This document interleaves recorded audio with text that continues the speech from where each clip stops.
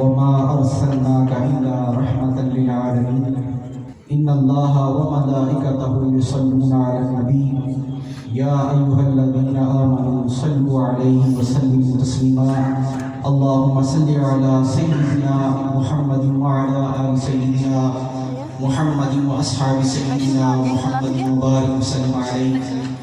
میں صرف 2-3 منٹ کی حاضری اپنی لگانا چاہتا ہوں، اس کے بعد پھر یہ پروگرام اسی طرح چلتا رہے گا کہ جس طرح آپ جانتے ہیں کہ آج ہم جس ہستی کا ذکر کر رہے ہیں، جس ذات کا ذکر کر رہے ہیں، وہ ذات جانے کائنات ہے.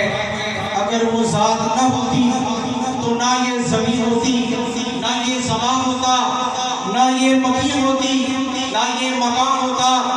یہی وجہ ہے کہ خالق کائنات قرآن مجید فرقان حمید میں ارشاد فرماتے ہیں وَمَا أَرْسَلْنَاكَ إِلَّا رَحْمَةً لِّلْعَالَمِينَ. اے نبی صلی اللہ علیہ وسلم، ہم نے آپ کو تمام جہانوں کے لیے رحمت بنا کر بھیج دیا. اور یہاں عالمین جمع کا ذکر کیا گیا ہے.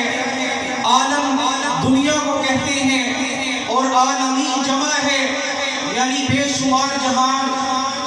تو مفسرین نے یہاں لکھا ہے کہ تقریباً اللہ تبارک و تعالی نے 1800 جہان بنائے ہیں. تو مطلب کیا ہے کہ اللہ تعالیٰ نے جتنے جہان بنائے ہیں حضور صلی اللہ علیہ وسلم کو تمام جہانوں کے لیے نبی بنا کر بھیج دیا.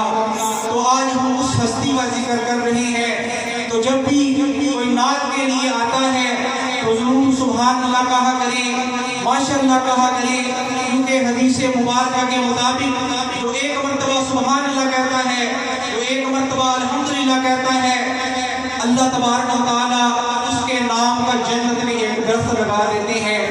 تو ادب کو بھی ملحوظ خاطر رکھنا ہے اور جو بھی نعت رسول مقبول صلی اللہ علیہ وسلم کے لیے آتا ہے اسے داد سے دیا کریں اور سبحان اللہ ماشاء اللہ بھی کہیں تاکہ ہمارے نام کے درخت بھی جنت میں لگ جائیں.